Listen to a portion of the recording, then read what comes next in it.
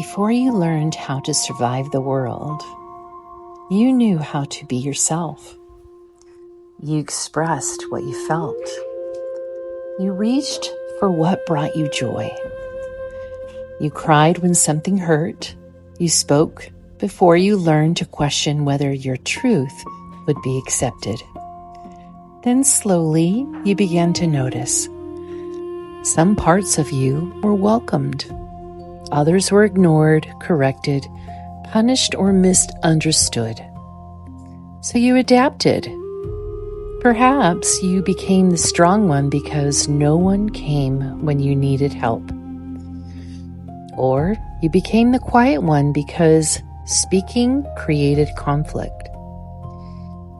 Or perhaps you became the caretaker because being needed felt safer than being known. You learned to smile while something inside you was breaking.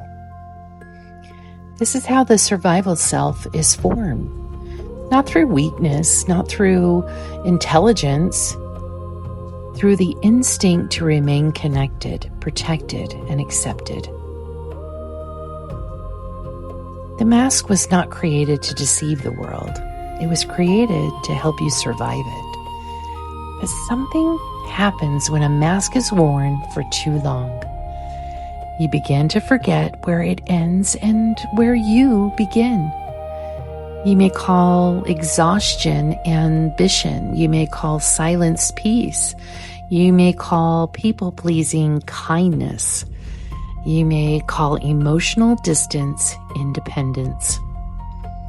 You may become so skilled at being who others need you to be that you can no longer hear the voice of the person beneath the role.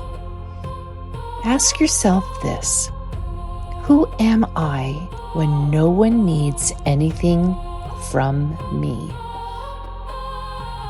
Who am I when there is no one to impress, rescue, reassure, or please? Now, what emotions do you hide because they do not match the person you have learned to become?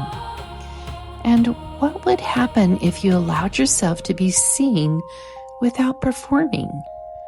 You do not need to destroy the survival self. It carried you through places your authentic self did not feel safe enough to enter. So let's honor it. Let's thank it.